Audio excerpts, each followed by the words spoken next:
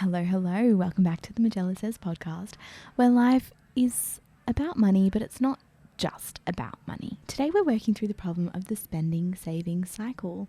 This cycle often involves dipping into savings and then scolding yourself, overcorrecting, saving too hard to the point where you're exhausted, and then you backflip and start spending again and dip into your savings. It's a vicious cycle that gets us into a bit of a trap of not feeling great about our money.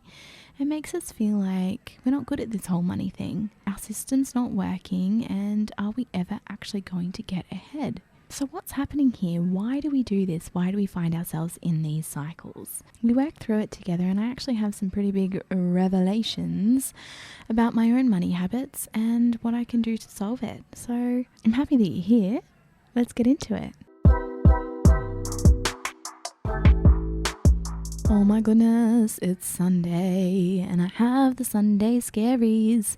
Not so much about work, like I don't have the Sunday blues. I had a beautiful day yesterday, absolutely beautiful. It's 28 degrees and we took full advantage. So we walked down to the cafe down the road with my sister, we got a coffee, we took Henry to the park, and then he refused to nap, so he didn't have a nap all day. The nap stress, I can't tell you how deeply stressed I get when he refuses to nap. Anyway, we drove to Balmoral Beach and it was just absolutely delightful. It's such a good spot for kids. It has the grass and a lot of sand and small waves. Henry's terrified of the beach, so he did not want a bar of the water, but he loves the sand. We just had the most delightful day. We watched the sunset and we got some chippies. And then I sat and had some chocolate ice cream and watched some few episodes of this new show on Netflix called One Day. It's pretty interesting. It was a bit, it just veg out kind of TV. And yeah, then we went to bed and then Henry woke up a million times through the night. So we're pretty tired. But yesterday was absolutely delightful. So I don't feel like I haven't rested this weekend. I've definitely rested. I just feel overwhelmed by all of the things that I now have to do in preparation for the week. My second week into a full-time job. The first full-time job I've had in a really long time. I was previously on maternity leave and before that working full-time, but just for a few months. And then before that, I was working for myself for 2 years. So full-time work is a bit of a wake-up call, or what's the word, like a bit of a shock, a bit of a slap to the face, because 2 days to do all of your socializing, all of your admin, all of your washing, all of your cleaning, all of your cooking, and also recover and prepare for the next week. How I didn't edit my podcast like I was supposed to last night. I sat and watched TV, so that's on me. But yeah, I do feel like there's just a lot to do and it's a bit impossible to get everything done. This is the reality of full-time work. Shout out to anyone else. Most of you probably are full-time workers, and good on you. Good on you. Let me know your tips and tricks on how to get everything into a weekend, because it doesn't feel like long enough. I guess it just means something has to give, right? Like, I don't know how you're supposed to be on top of everything and also still maintain a side hustle and have children and have a social life and be there for your family and cook and clean and exercise. Like, it's a lot. So anyone who's worked it out, hit me up, send me a message, send me a little voice note, because I'd like to understand how people do this. I don't feel like I have time for anything. Does anyone else feel like when you're short on time, you're so time poor that you end up becoming financially poor because you spend a lot of money on like convenience? There's a lot of outsourcing that's going on to buy back your time. You know, you don't have time to cook your lunch, so you buy your lunch. You don't have time to prepare a picnic when you're going out with your family, so you buy lunch on the picnic. You're exhausted after work, so on a Friday night, so you buy takeaway. Like, you spend money in order to save time, and then it's like, well, what's the point in working full time? because the extra money that you earn, you're putting into things like this. I don't know if that is mathematically true. It's just how it makes me feel, and I wonder if other people feel the same. But anyway, we're here, and I'm so happy that we're here. I'm happy you're here, lending me your ears to talk about the money trap that we find ourselves in when we're too restrictive with our budgets. So this week I was talking to my sister, who has also just started. She's worked full time like her whole life, but this is her first full-time office job, which I really truly believe there is a difference between full-time on your feet or any other job and then a full-time desk job. It's like a different kind of fatigue where your body has not done anything but your brain is tired, and it's like a misalignment and your body's like, no, I haven't done anything, and your brain's like, yes you have, and then you just feel this really icky tiredness. Anyway, so we're both going through it. So I was chatting with her and she was telling me that she was just sort of waking up to herself and realizing that she'd just been in a real vicious cycle of spending for the last few weeks, and she's suddenly like, oh, I really need to rein it in and start saving money. And I was saying to her that I also go through these cycles, and I'm wondering if it's a universal thing or if it's a personality thing.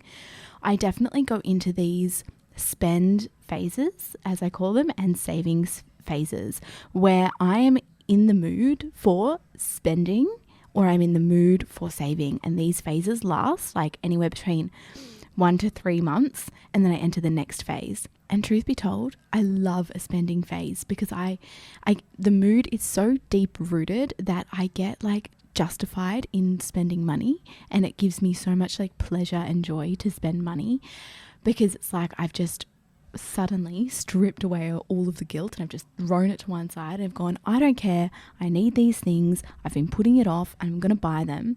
And then I get a taste for buying and I'm like, yeah, that felt so good. I get that like dopamine hit, and then for the next few weeks or few months even, I can be on this phase where I buy everything that I've ever needed for the last year that I've been putting off, and I buy it all.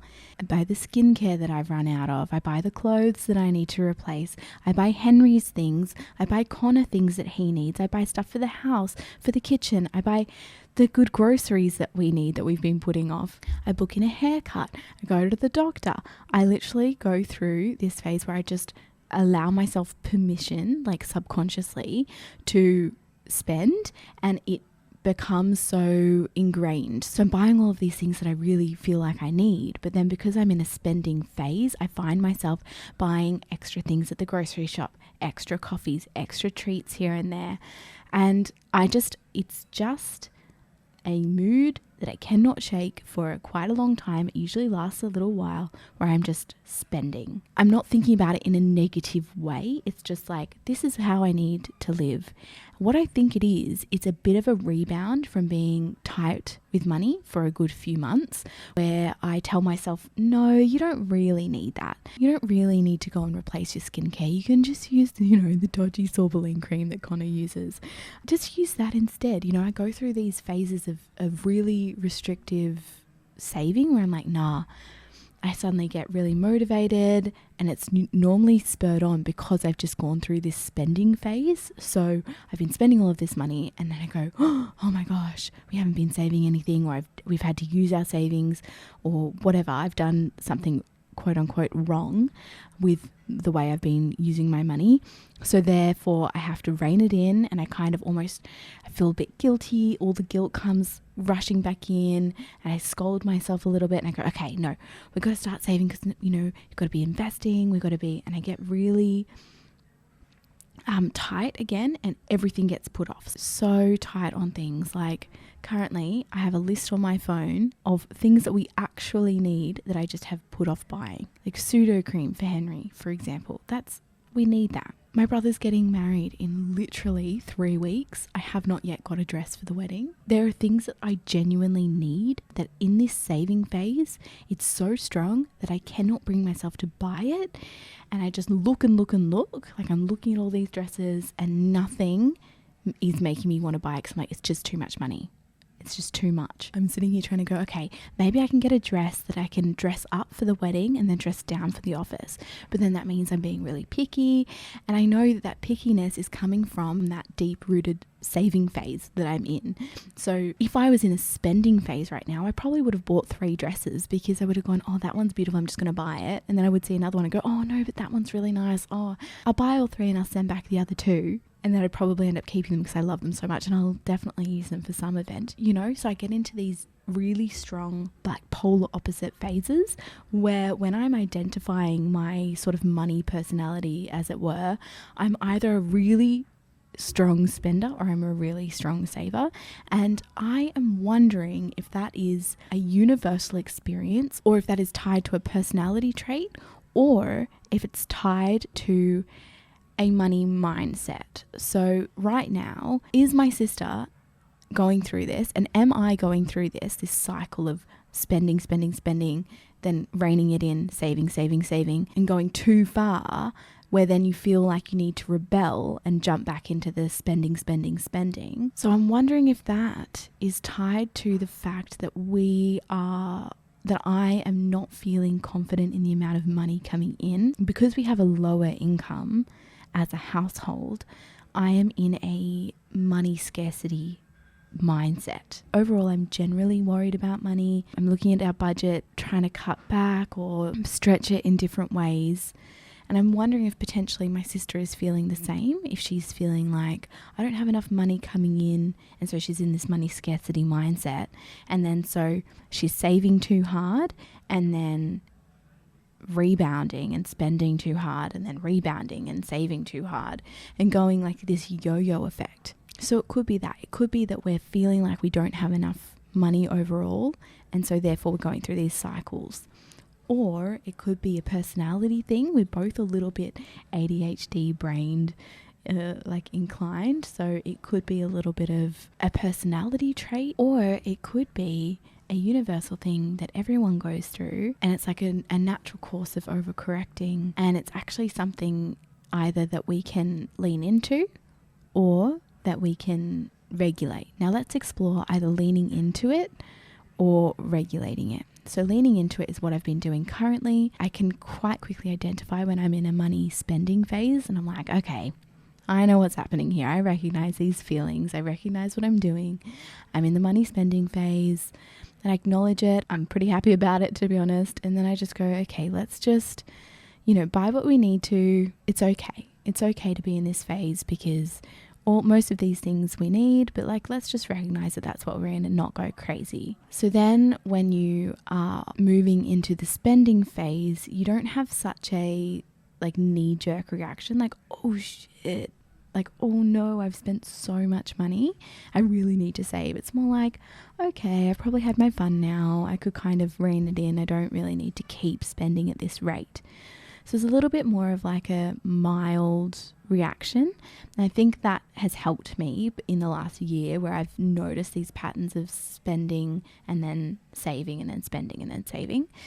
So what I've currently been doing is leaning into it. The other option is that I think Connor, my husband, is better at doing, and that we have tried to do, is regulating it so that we can be more consistent through our money spend plan, or our cash flow management system, also known as a budget. But if you can regulate and make things consistent, I think the concept here is if you can create a really simple, consistent plan that allows for spending every single day, if you can come up with a really simple, consistent plan or cash flow system that allows for spending, it kind of mitigates those strong feelings and allows you to be more consistent or more even-handed with your feelings throughout the year. So instead of having a lot of guilt and shame and falling into a saving phase where you become a bit panicky about how you need to save, or instead of, being like, screw you, I'm just going to spend, and having that real strong emotional rebellion to yourself and spending on everything that you need. So instead of having those two polar opposite emotional reactions, you allow for little bits of spending on a more daily or weekly basis that then means you're more moderated. So you're getting that spending hit and you're not feeling guilty about it because it's planned, it's intentional, and you don't have to feel guilty about it because, you know, you're working the plan, you're working the system. And so everything is planned out. You have accounted for spending in a way that doesn't make you feel guilty for it. I have actually seen this intentional spending plan work firsthand. Like, I've experienced it work. When we first set up our budget, we had a bit of a higher income and we didn't have Henry, so we had less expenses. Our rent was quite low and all the rest. This was a few years ago. We set up this really intentional spend plan or cash flow system, and basically we accounted for everything. So instead of saying, well, let's just not fall into consumerism, let's not buy skincare, let's not buy clothes, I don't need to buy those things. Instead of saying no, you say, okay, let's be realistic. With every season, you probably need to buy 1 or 2 pieces of clothes because your body's probably changed or things have gone out of style. So with every season, you probably need to buy 1 or 2 pieces at least. Your skincare is going to run out about once every 3 months. So you're going to need to buy skincare at least 4 times a year. These sorts of things are going to happen regardless of whether you put them into the plan or not. So put them into the plan and put money aside for them every time you get your income, and allow the fund to build up. So you have a skincare fund and you put a little bit of money in there every pay period. And then by the time your skincare's run out, the money's sitting there ready to go to buy the skincare that you need. Same goes for clothes. You put a little bit in every pay period, and then come beginning or middle of winter when you feel like you need that new pair of jeans or that new jacket, you have the money that has built up over the last few months sitting there ready to go, ready to be spent. It allows you to get that spending hit without feeling guilty because that's what the money's for. It's already been pre-assigned. The decision has been pre-made. As I'm saying this, I really think the decision making is what is so important. If we cast our minds back to the spending phase, once you're in the spending phase, I think it's so easy to stay there and to feel so good and happy about it, that like you really like have that relief because you've made the decision not to feel guilty. So I think the key here is the pre-decision making. Like when I'm in that spend phase, I've released myself from having to make a decision, and that's why I'm in that spend phase. With every purchase that I come faced with, I've already said to myself, yes. The yes has already been given, so I go ahead and spend. And I spend, and I don't even ask myself yes or no. It's just like, yep. It's already been decided. It's pre-decided. I'm in the spend phase. I think goes the same for when you're in the saving phase. Once you realize you've overspent and you go, oh, I really need to cut back. Again, I've already made that decision. And so when I do have things come up that I have to buy, like this dress for my brother's wedding, I have to buy a dress. But because I've already pre-made the decision that I'm not spending money, I'm finding it really hard to actually go ahead and make the purchase. So I do think that potentially it is all coming down to that decision fatigue and making decisions in advance. In that light, I do feel like having an intentional spend plan where you've put money aside, you've predetermined the purpose for that money will help because you don't have to make the decision. In that light, I do really think that managing your money effectively really comes down to managing decisions effectively. I feel like any sort of discipline or commitment to things is really all about managing the decisions. Like, when you're trying to build a habit to go to the gym or to start running, one of the easiest ways to do that is to book in classes in advance or schedule in times that you go for a run in advance. So you know, Wednesday mornings, I go for a run at 6 a.m. That decision has been pre-made. So come Wednesday morning, 6 a.m., you just automatically get up and go because that decision's made. You don't have to wake up and go, oh, should I go for a run today? Oh, I don't really feel like it. Oh, yeah, I really should though. So then you get up and go. It's like, no, that decision's already made. Or come 5 p.m. at the end of the workday when you're tired, you're automatically putting on your shoes because you've already made the decision. And it's the same with pre-booking classes. Like the gym that I'm at the moment, you can't cancel after 8 p.m. the day before. So if you pre-book them in, like you're committed. It's a really good way to stay consistent and to stay disciplined. Really the key here is pre-making decisions. That's pretty interesting. It's interesting that that's where we've landed on this. I like that we worked that out together. I love having a theory, don't you think? Like having a problem going, why is it? Why do we do it like that? And then finding a theory and going, yeah, that makes sense. I reckon it's that. It's the decisions. It's the decision fatigue. It's managing decision fatigue. Yeah, I'm pretty happy with that. Pretty good resolution there, I think. But basically, if it does come down to managing the decision fatigue, so you might be thinking, well, Majella, if you've come up with this genius plan, this genius spend plan, why for the last year have you found yourselves in this spend save cycle? And let me tell you, what we have realized is when you have an extremely low income, you cannot actually put money aside for these things.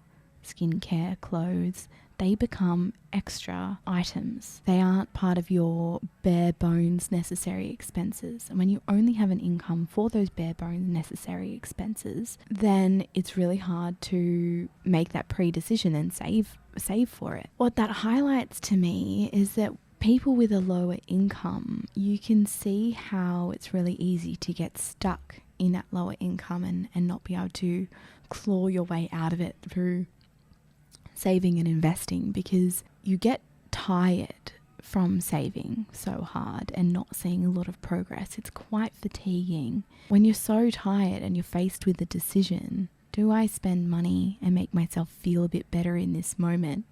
Or do I not spend that $5 on a coffee and save it, even though that $5 is not really going to do a whole lot to my savings? You're tired, so you're going to make the decision to spend the money because it improves your life currently in this current moment more than what a $5 deposit into your savings is going to make. So when you look at it like that, you can see why when you have a lower income, you can fall into the trap of living for the day, spending money to make yourself feel better, to enjoy the day, because it feels like you're never going to get ahead. You're never going to get out of the position that you're in now. So why not just enjoy it? Why not just spend the money now, enjoy the day? What's the point in making yourself feel miserable and not giving yourself what you want to take 10 years to get ahead, if ever? And I guess this is why people say you can't save yourself to wealth. It's really good to come up with the systems and have the systems in place, like this intentional spend plan that I talk about. We have that system in place, but what's key now to allow the system to work is to get a higher income as a household. Our income was at the absolute lowest when we had Henry, and so this intentional spend plan that I'm talking about really wasn't working for us. And this is when I found myself in those spend save cycles where I would be just like, I don't care anymore. I need to live my life. I need to buy things for Henry. What am I going to do? Not buy him things that he needs, not buy him clothes when he's grown out of his clothes. I didn't have a choice. It didn't feel like I had a choice. So I had to just spend, and I had to use our savings to spend. And so I would get into these oh, well, throw in the towel. Who cares? I've already spent money. I've already spent a few $100s buying Henry clothes for the next few months. So what's another $5 on a coffee today? What's another $10 at lunchtime? I would get myself into these throw in the towel mentalities where I'm just, like I said, saying yes to everything, throwing the guilt off to one side and going, I don't care. I just need to get through this week and feel good about my life. When I realized this was happening, it took me a good few months to realize that I was getting into these cycles of spending. And what I did to solve it was like I said, I lent into it a little bit, and that meant it didn't go so extreme. I was like, okay, I see where we are. I know what we're doing. I get it. Let yourself rebel a little bit, but like, don't go too crazy, okay? So I would allow myself to lean into it until my brain was like, yeah, okay, I'm done now. But I did that alongside a mini version of the intentional spend plan. So a big source of guilt for me, so silly, but a big source of guilt for me was buying coffee. When I had Henry, I loved walking to a cafe with him in the pram. He would sit there so lovely, so nicely in the pram, and I would have a cup of coffee, do some work while he was just chilling in the pram, or I would meet up with friends and we would go and have coffee, and like that made me feel like a real person again, and that wasn't something I was willing to give up. But it made me feel so guilty because I knew that we didn't have any money coming in and I had to use little bits of our savings every day, and even though it was only a small purchase, over the week, $6 a day for a coffee turns into $42 a week, which is kind of a lot when you think about it. So like if you were paying $42 for a gym membership, you'd be going, isn't really worth it. That's a bit expensive, don't you think? If you look at it from the lens of a subscription, you're like, that's pretty expensive, $42 a week.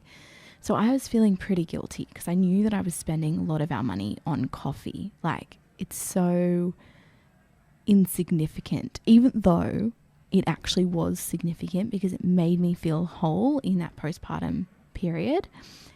It was insignificant in terms of like, I didn't have anything tangible to show for it. So I was feeling intensely guilty about it. So I really sat in those feelings of guilt and tried to think like, why do I feel so guilty about this and how can I fix it? Because I'm not going to give up the coffee. It's helping my mental health in this postpartum period too much to give up, but then I'm still feeling terribly guilty about it. So I spoke to Connor and I said, look, I feel really bad that I'm spending all of this money on coffee because you're not spending, but it's impacting our finances as a household unit. And what I'm finding is that because I'm spending all this money on coffee and I'm feeling guilty about it, I'm then lashing out and spending probably more than I should or that I have to on Henry's stuff, on my own clothes, on household things. Like suddenly I can feel that I've just thrown in the towel and I'm spending a lot of money. And Connor was like, you don't need to worry. Like, I don't care that you're spending money on coffee. I can see how good this is for you. It's what we need right now.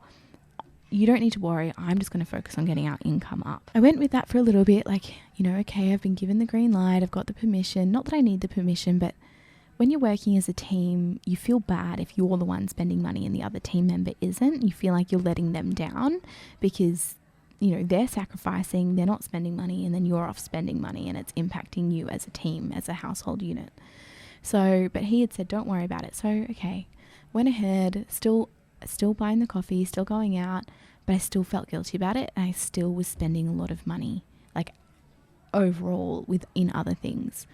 So I came back to him and I said, look, why don't we just set up a coffee account for me? And instead of me trying not to spend coffee every day, because this is what I was doing, I would start the day and be like, okay, I'm going to really try not to buy coffee today.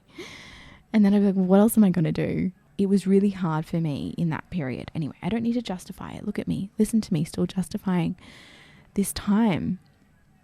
Ridiculous. Anyway, so I came to him and I said, instead of me trying not to, how about I just fully give myself permission in a real tangible way? So let's set up a coffee account. Let's put $42 a week in. And I know that money is there for me to spend on coffee. It's been pre-assigned to coffee. And the effect that it had, like instantaneously, was amazing. The moment I had that coffee account, all guilt was released. Like, I was spending the same money. You guys. I was doing exactly the same thing. I did nothing differently. But the money had been pre-assigned for my coffee. It was worked into our management system, our cash flow management system, or our intentional spend plan. I need to come up with a consistent word for this. it had been calculated and factored in. And so I didn't have that guilt anymore. That was amazing for my mindset because I immediately noticed I wasn't overspending in other areas on groceries, household goods, and Henry's things. I immediately was able to rein it in without going into a really strict, we're not buying anything. And so that is a really good lesson for us as a household, that having that intentionality with our spending and not falling into the trap of restriction. So not saying, I'm not going to buy coffee because that's unrealistic in this postpartum period. Instead of saying that and restricting ourselves, we actually lent into it, spent the money, was intentional about it, and that changed my overall mindset because I removed the guilt in an actual tangible way. I didn't throw the guilt to one side and say, I'm going to deal with you later. I actually removed it for good. I didn't have to feel bad about spending the coffee money. So that's a good lesson for us. The problem that we have right now is that I would love to implement this again for skincare, clothes. We currently have a grocery budget, but it probably needs to be increased. But we just actually cannot afford to do that. We don't have enough incoming cash flow. So that is why I'm still finding myself in these spend save cycles, and it really comes down to the amount of income that we have. I really find the fact that money habits are so intrinsically linked to our thoughts and our emotions. It's so fascinating. Like, just by restructuring how you think about something, it can change a really ingrained habit within you. Anyway, if you do find yourself in these spending, saving cycles, let me know. Send me a voice note. I'd love to hear what that looks like for you, what that feels like, and how you identify it and then what you do about it. Because I'm interested to see if people action it in different ways or solve it in different ways, or if you just lean into it and go, well, it kind of all balances out if I'm spending a lot and then saving a lot. But I do find that even though it kind of balances out, it balances out to like ground zero. So the spending phase for me often lasts longer and feels good, but it sort of just feels like normal life. Whereas the spending phase is harder. It feels like not great because you're depriving yourself of things. You feel like you're really, really trying. You get fatigued quicker, so it's actually a shorter phase than the spending phase. And then you look at your results and you're like, I have been busting my butt and this is what I have to show for it. Like, it doesn't feel as satisfying like when you look at the results. And so that's when you rebound and then go into spending phase again. And it's actually really hard to break spending phase, and it lasts longer and you spend more money than what you save in saving phase. So it actually, what I find is it doesn't balance out. It just is that it keeps you at baseline. It keeps you at zero, and you feel like you've been working hard, so you feel like you should be moving ahead, but you haven't because your spend phase was so long and you didn't realize it was so long. So you actually haven't moved forward with your savings, and then you're like, well, what is the point? You get to this, like, you go through a few spend save cycles, and then you get to the point where you're just like, well, I'm not ever going to get ahead, am I? And you get into the money scarcity mindset. So yes, I think just in the course of this conversation with myself, I have realized that leaning into it isn't fantastic in that regard, like as a long-term solution. I think it's best to lean into it and to accept it and not to feel guilt or shame or like berate yourself for it, but realizing that it doesn't actually balance out in terms of moving you forward. Like, it's not like, oh, you're spending, but actually in the saving phase you're saving more, so it doesn't really matter. It's like, no, you're not saving anything because you're overspending in the spending phase, but you feel like you're saving because the pain feeling is stronger. But then you look at your bank account and you're like, well, where are all my savings? I've been saving so hard all year. Where are all my savings? And then it just gets depressing, and then you feel like you're bad at money, and then you feel like everything's not working and you're never going to get ahead, and the negativity spiral starts. So I think it is actually important to address it. I'm wondering now how we can address it now, even though we have a low income. I think the only solution is to get a higher income, but being entrepreneurs at heart, to be completely honest with you, I do not believe that we are going to get 2 incomes in the next year. I really think that we're going to use my income and we're going to keep pushing for Connor to get something off the ground with his entrepreneurship journey. With the job market as it is, and he's not getting any bites from his applications, and he's been applying for a few months, I think it's time to just give it a rest and let him focus solely on his entrepreneurship things. But then that puts us in this position of like, okay, well, we need to sort out the income problem. And how do we do that? I am working full time now. I don't have capacity to take on anything else. I'm already trying this podcast thing. Let's see how that goes. I'm at capacity. I'm full to the brim. So how else can we get more income? I just don't know. It feels like an impossible situation. So we might just be in the spend save cycles for a little bit longer. It also just might require us to revisit our cash management system, our cash flow system, our intentional spend plan, whatever we're going to go with there. Revisit that and tweak it and maybe try and work it to fit our life rather than bend our life to fit it.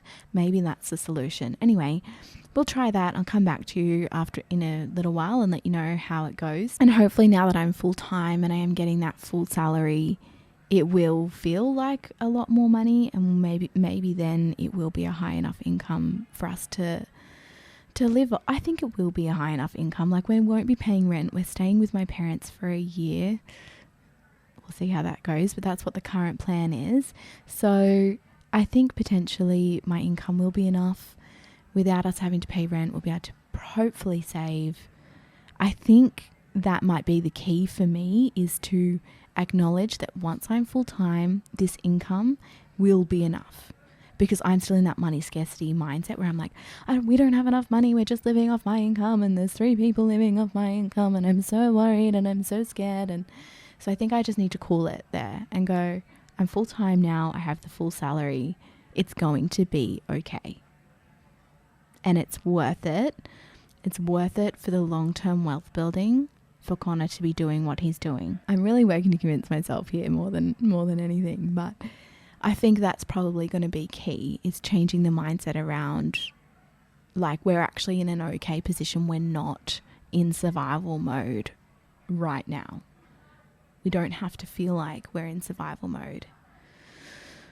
Oh, wow. I really felt like a wave of relief just now thinking about it like that. Like, I can literally feel the tension releasing from my shoulders. That is good to feel like that. So if you're in this position, have a I think sitting in the feelings of guilt and shame and worry, and kind of coming to the root of it and thinking, why do I feel like this?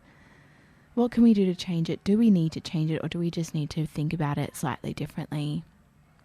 Not pushing away those feelings, because your money habits are so unbelievably tied to your feelings and your mindset. And the only way to change your money habits is by changing your mindset around it and by releasing the guilt and the shame. So, yeah. Anyway, this has been a really enlightening conversation for me. I really hope you followed and I haven't been too confusing. I hope that is somewhat helpful, or at least interesting to someone else. Anyway, have a good week. Good luck to you all. I'm going to go and maybe try and prep some food for Henry, like some zucchini slice and some beetroot muffins. Maybe, if I have the energy, but I really should. And I'm going to go to a Pilates class. I'm going to try and edit my podcast and get my clothes ready for the next week. That's what I'm going to do this Sunday. Feel much better. Feel better about this.